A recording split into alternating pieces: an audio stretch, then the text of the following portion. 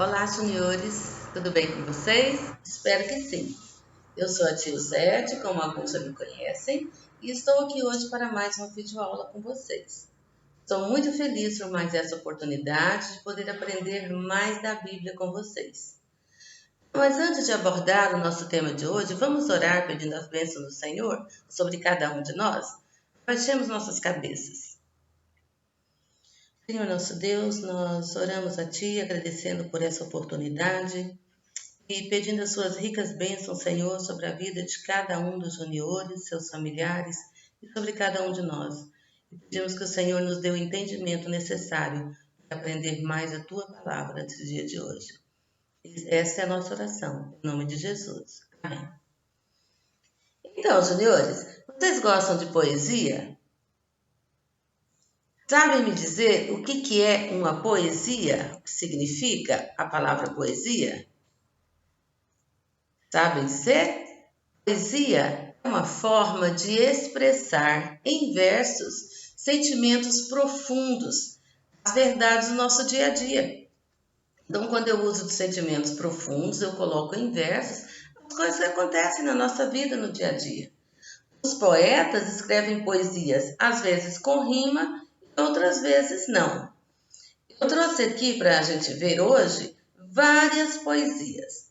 Uma é de uma escritora brasileira, Cecília Meirelles, ela é do Rio de Janeiro, ela tem muitos livros, né, muitos premiados, inclusive, e ela tem várias poesias lindíssimas. Eu trouxe uma aqui que eu gosto muito, vamos lê-la juntos? Vamos ver? Dá para vocês verem? Vamos declamar essa poesia. Ela é chamada Leilão do Jardim. Começa assim: quem compra um jardim com flores, borboletas de 1000 cores, lavadeiras e passarinhos, ovos verdes e azuis no ninho? Quem me compra este caracol? Quem me compra um raio de sol, um lagarto entre o muro e a era, uma estátua da primavera? Linda, não é, crianças? Então aqui o que a Cecília Meirelles está falando para nós? Ela está falando sobre um jardim. Tudo que tem, né, em um jardim, ela descreve nessa poesia. Então são verdades do nosso dia a dia que essas pessoas que têm essa sensibilidade de passar a gente, ela usou rima, às vezes tem algumas poesias que não tem rima, mas é muito lindo, né? E vocês sabiam que na Bíblia também tem poesia? Sim, nós temos vários livros, alguns livros da Bíblia, que são 5, e eles são livros considerados livros poéticos. São eles: Salmos, Jó, Provérbios, Eclesiastes e Cantares, que chama também de Cântico dos Cânticos. Vamos repetir? Vamos repetir? Jó, Salmo, Provérbios, Eclesiastes e Cantares. Esses são os 5 livros da Bíblia que são chamados de livros poéticos. Eles têm ensinamentos para a gente, mas declamam como poesias, são verdadeiras poesias. Salmo, por exemplo, tem poesias lindíssimas, Cantares tem cartas de amor contidas nela. O livro de Jó conta a história do Jó toda em forma de poesia. E hoje eu trouxe alguma dessas poesias aqui da Bíblia para a gente ler, tá? Vamos procurar lá. Hoje vou precisar que vocês manuseiem um pouco a Bíblia. Peguem lá as suas Bíblias por enquanto. Enquanto vocês pegam as suas Bíblias, eu vou ficar aqui declamando mais uma vez essa linda poesia da Cecília Meirelles, tá? Vou ficar lendo aqui para vocês ir buscarem as Bíblias. Quem me compra um jardim com flores, borboletas de muitas cores, lavadeiras e passarinhos, ovos verdes e azuis nos ninhos? Quem me compra este caracol? Quem me compra um raio de sol, um lagarto entre o muro e a era, uma estátua da primavera? Cecília Meirelles. Pegaram suas Bíblias? Vamos abrir no Salmo 51. Vamos abrir o Salmo 51, lá no versículo 2. Lá está escrito, eu não sei qual a versão da Bíblia que vocês estão usando. Essa versão minha aqui, ela é a revista e atualizada, esse versículo que eu vou ler, tá? Então está escrito, lava-me completamente da minha iniquidade e purifica-me do meu pecado. É um salmo, tá? Então, temos também o Salmo 1:6. Os salmos, o povo de Israel, o povo hebreu, eles escreveram essas poesias para ajudar o povo a entender a vontade de Deus para suas vidas. É isso mesmo. Ele escrevia poesias que mostravam aos israelitas o que a lei dizia sobre Deus e o que Deus queria fazer. Então, é por isso que eles faziam assim. Vamos abrir o Salmo 1, versículo 6. Conseguiram achar? Salmo 1, versículo 6. Pois o Senhor conhece o caminho dos justos, mas o caminho dos ímpios perecerá. Então, vocês sabem dizer o que é um salmo? Vocês sabem o que significa a palavra salmo? Nós vamos ver já já. Vamos abrir agora um versículo, uma poesia em Cantares, tá? Cantares. Vamos lá, Cantares, depois de Eclesiastes, tá? É Cantares, capítulo 2, versículo 10. Capítulo 2, versículo 10. O meu amado falou e me disse, levante-se, minha querida, minha bela, e venha comigo. Cantares 2, 10. Muito lindo, né? Na Bíblia nós encontramos várias poesias como essas. E é sobre elas que nós vamos aprender hoje. Há um livro na Bíblia, como eu já falei para vocês, se chama Jó, que conta a história do Jó em forma de poesia. O Jó era um homem muito rico, feliz e bom, mas Deus permitiu que ele perdesse tudo que tinha, a riqueza, os filhos e a saúde. Ele ficou muito doente, mas mesmo com todos os sofrimentos, ele continuou crendo no Senhor. Nós podemos ler lá em Jó 23, 11. Nós não vamos ler agora, porque são muitos versículos, mas como ele fala com o Senhor, e ele entende que o mesmo Deus que o abençoou e cuidou dele quando ele estava bem, também era aquele que cuidou quando ele não estava, né? Jó aprendeu que com Deus nós podemos suportar todo tipo de sofrimento. Ele sabia que Deus podia cuidar dele quando ele era rico e feliz, cuidava dele quando ele estava pobre, doente e sem filhos. Com a história de Jó, nós aprendemos que devemos confiar plenamente em Deus em qualquer circunstância, não é?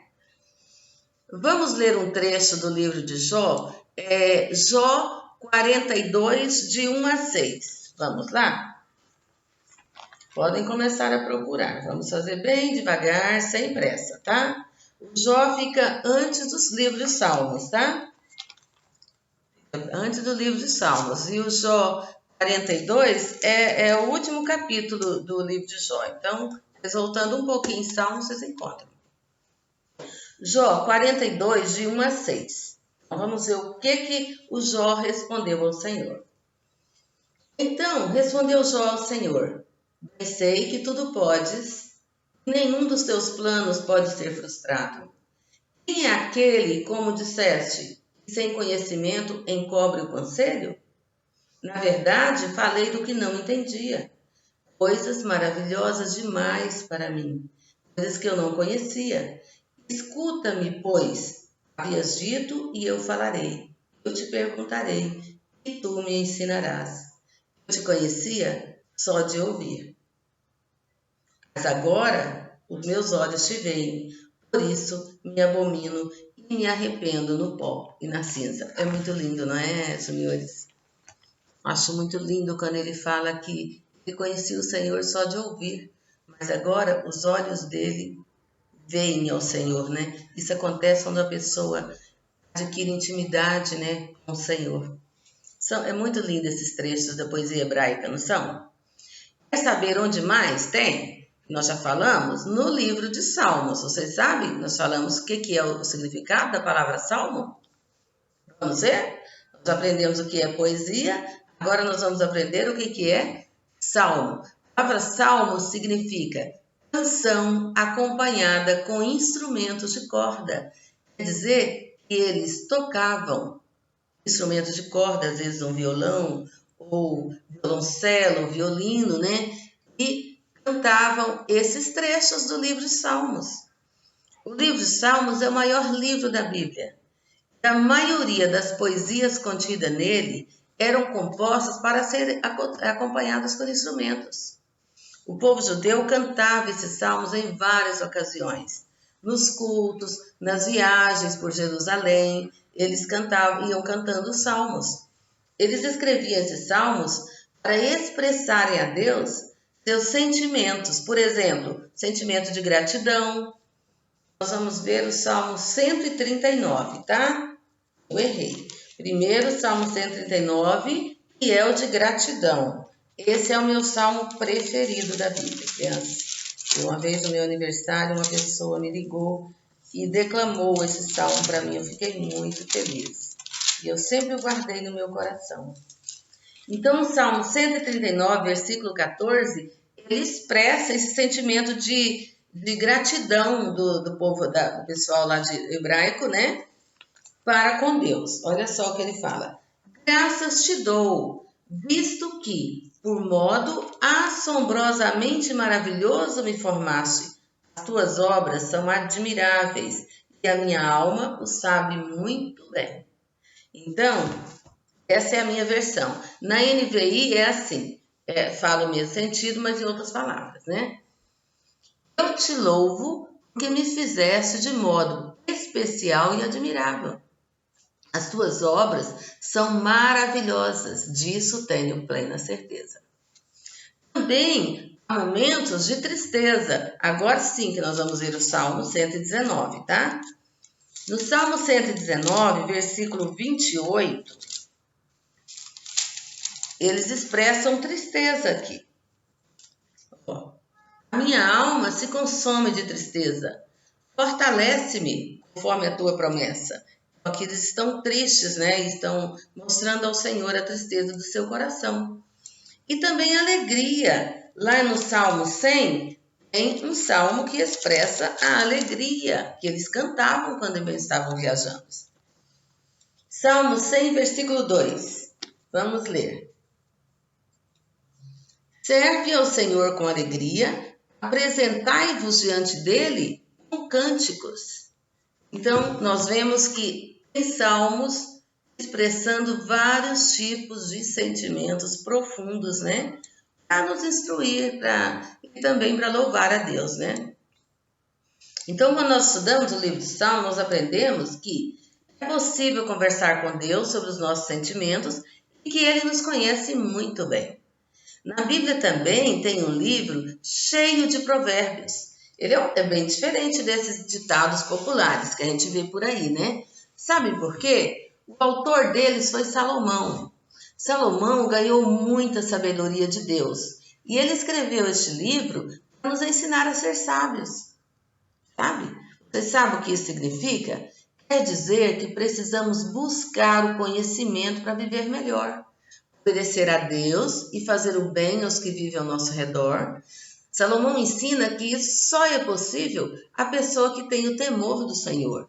Vamos ler lá em Provérbios, tá? Nós vimos que Provérbios é um livro antes, né? Aqui, peraí, um momentinho. Jó é um livro antes, né, crianças? Provérbios é um livro depois de Salmo. Então, nós vimos Jó antes de Salmo, vimos Salmos e agora vamos ver Provérbios. No Provérbios 1, capítulo 1, versículo 7, procurem aí. Encontraram? Encontraram? Aqui diz, Salomão diz, o temor do Senhor é o princípio do saber, mas os loucos desprezam a sabedoria e o ensino. Essa é na versão revista e atualizada. Na versão NVI é assim, o O temor do Senhor é o princípio do conhecimento, mas os insensatos desprezam a sabedoria e a disciplina. O que vocês entendem, juniores, por temor do Senhor? Isso tem muitas controvérsias, tem muitas pessoas que não entendem. Isso dá muito mal entendido por aí, quando a pessoa não procura instrução, né? Então, o temor do Senhor não é um medo apavorante de Deus, é respeito. Não é medo, e sim respeito, confiança e reverência. Quando você respeita muito alguém, você não reverencia, não dá honras a essa pessoa, né? Então, essa reverência nos leva a obedecer a Ele com alegria, não com pavor, com pânico. Então, o temor do Senhor é respeito, confiança e reverência. E essas três coisas nos levam à obediência e a servir com alegria, né? Então, o livro nesse livro tem cerca de 800 provérbios que nos ensinam como nos relacionar com Deus, com os pais, com os filhos, com os governantes e com as outras pessoas. Lembra quando a gente fala que a Bíblia é um manual de bem viver? Sim, ela nos ensina também nos relacionamentos com as pessoas, com o nosso governo, com os nossos filhos, com os nossos pais, com os nossos companheiros, não é? Então, nós precisamos compreender a beleza desses livros e acatar esses ensinamentos para vivermos bem e vivermos diante daquilo que agrada ao Senhor, conforme o que agrada ao Senhor, né? Então, vamos ler agora o Provérbios 1, do versículo 1 até o 7. Nós vamos ler a versão da NVI. Aqui diz: esses são os provérbios de Salomão, filho de Davi, rei de Israel. Eles ajudarão a experimentar a sabedoria e a disciplina, a compreender as palavras que dão entendimento, a viver com disciplina e sensatez, fazendo o que é justo, direito e correto. Lembra que eu falei? É um manual de bem viver, não é? Aqui diz, ela nos ensina a viver com disciplina, com sensatez, fazendo o que é justo, direito e correto. Ajudarão a dar prudência aos inexperientes e conhecimento e bom senso aos jovens. Gente, seguir a palavra de Deus te livra de muitos erros que trazem sérias consequências, não é? E também diz, se o sábio der ouvidos, aumentará seus conhecimentos, e quem tem discernimento obterá orientação para compreender provérbios e parábolas, ditados e enigmas dos sábios. O temor do Senhor é o princípio de sabedoria, mas os insensatos desprezam a sabedoria e a disciplina. É uma poesia linda, não é? O livro de Provérbios. Mas na Bíblia ainda há mais poesia. Salomão, que foi quem escreveu Provérbios, ele foi o homem mais rico e mais sábio que já existiu no mundo. Lá no livro de 2 Crônicas, capítulo 1, fala muito sobre ele. Quem quiser estudar, tá lá. É lá no Antigo Testamento, 2 Crônicas, tá? A partir do capítulo 1. O Salomão, ele tinha tudo que alguém pode desejar. Ele tinha riqueza, sabedoria, respeito, poder, fama e muito, muito conhecimento. Mesmo assim, o Salomão achou que nada lhe dava felicidade. Nada, não eram essas coisas, fama e poder e riqueza e conhecimento em excesso que dava felicidade. Sabe o que ele diz? Lá, vamos ler o livro de Eclesiastes. Procurem aí Eclesiastes. Antes de Cantares, tá? Depois de Provérbios vem Eclesiastes. Capítulo 2 de Eclesiastes, nós vamos ler o versículo 10 e 11. Tá? Bom, tudo quanto desejaram os meus olhos, não os neguei. Nem privei o coração de alegria. E alguma coisa, pois, eu me alegrava com todas as minhas fadigas, e isso era a recompensa de todas elas. Considerei todas as obras que fizeram as minhas mãos, como também o trabalho que eu, com fadiga, havia feito. E eis que tudo era vaidade e correr atrás do vento, e nenhum proveito havia debaixo do sol. Então, é bem profundo isso, né, criança? Ele fala aqui que, nem privou o coração de alegria alguma, pois eu me alegrava com todas as minhas fadigas. Ele procurou se alimentar de riqueza, de poder, de fama e de conhecimento, mas ele percebeu que isso não é o mais importante para o homem, né? Então vamos ler também o que está escrito em Eclesiastes 12. Peraí. 12, versículo 13. Ele chegou a uma conclusão. Depois de toda a sabedoria, de tudo que ele aprendeu, ele chegou a uma conclusão lá em Eclesiastes 12, versículo 13. Encontraram? De tudo o que tem ouvido, o resumo é: teme a Deus e guarda os seus mandamentos, porque este é o dever de todo homem. Então, Salomão chegou a essa conclusão, né? Agora que você já ouviu tudo, aqui está a conclusão. Teme a Deus e guarde os seus mandamentos, porque isso é essencial para o homem. E quem está dizendo isso é o homem mais sábio que já existiu sobre a terra. Por essa poesia que Salomão escreveu, nós podemos aprender que nada no mundo é tão importante quanto amar a Deus, conhecer e guardar os seus mandamentos. Vocês sabiam também que na Bíblia nós podemos ler histórias e poesias de amor? Isso mesmo. O livro Cântico dos Cantes, que na nossa Bíblia está com o nome de Cantares, Cântico dos Cantes também foi Salomão que escreveu, né? E ela é uma canção de amor escrita por ele. Nesse livro, a história do namoro e do casamento de um homem e uma mulher. Em Cantares 7, se vocês não quiserem abrir, eu vou ler, tá? Cantares 7, versículo 10 está escrito: eu sou do meu amado e ele tem saudade de mim. Vem, ó meu amado, saiamos ao campo. Não é lindo? Né? E também em Cantares 8, 7 tem mais uma... todo esse livro é uma carta de amor, tá? É uma história de amor. 8, 7, ó. Olha o que ele diz. Olha só que linda essa poesia, desse trecho que ele fala Salomão fala para sua amada, ó.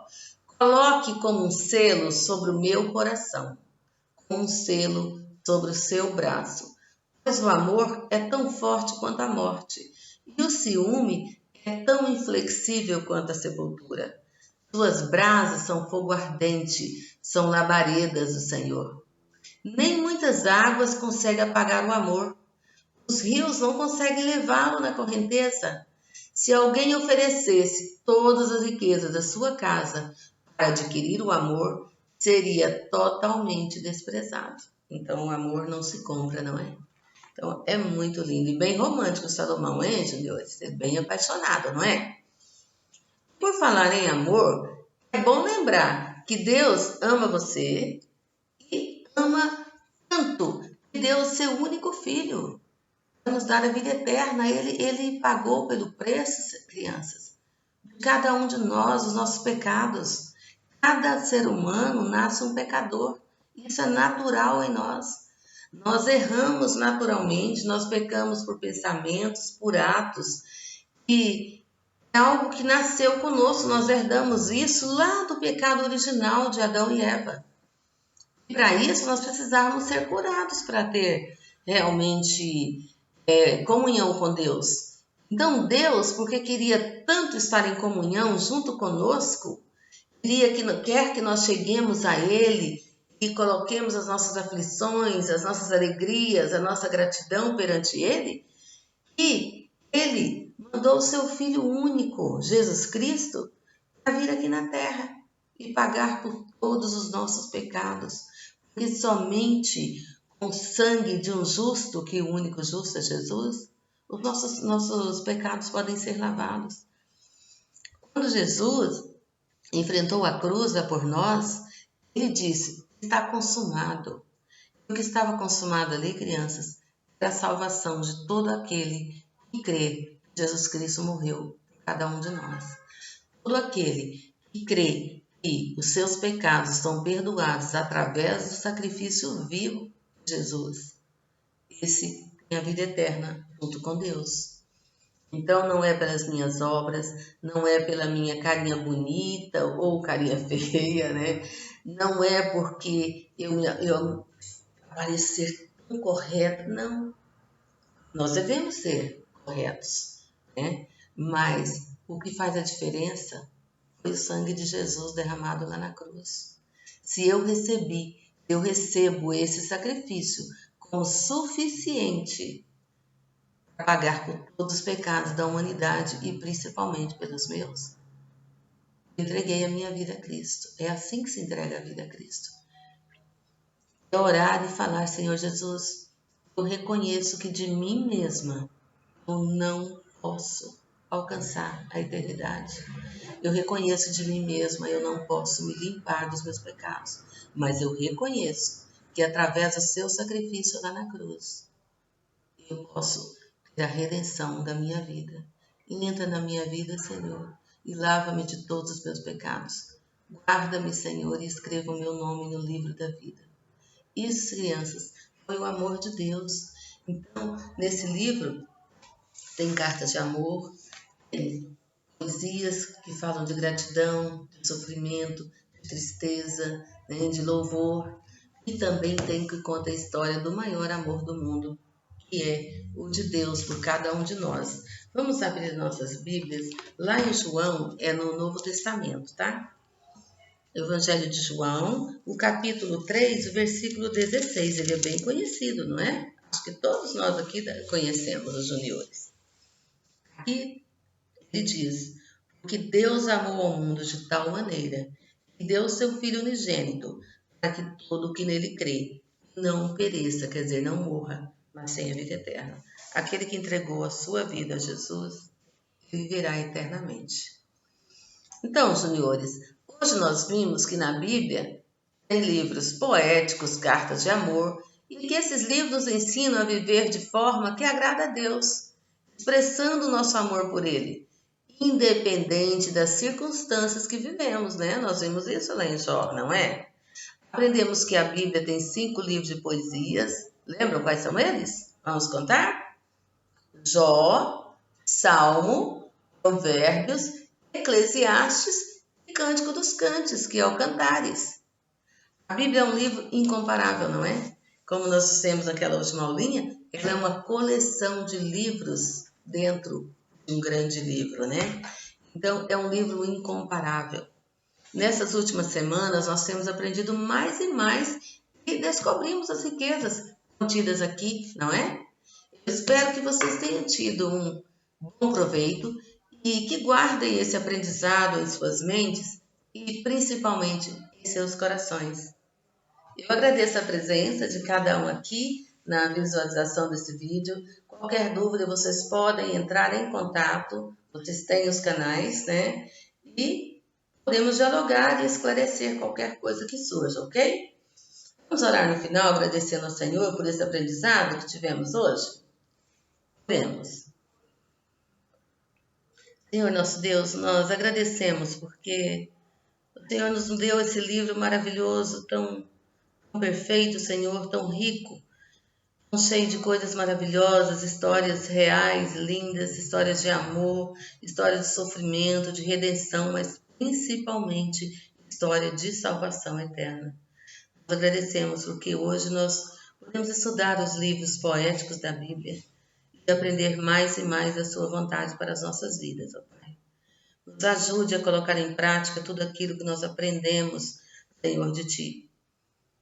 E pedimos a Ti, abençoe a nossa semana, esteja com cada um dos juniores, Senhor, com seus familiares, com os professores de cada aulinha.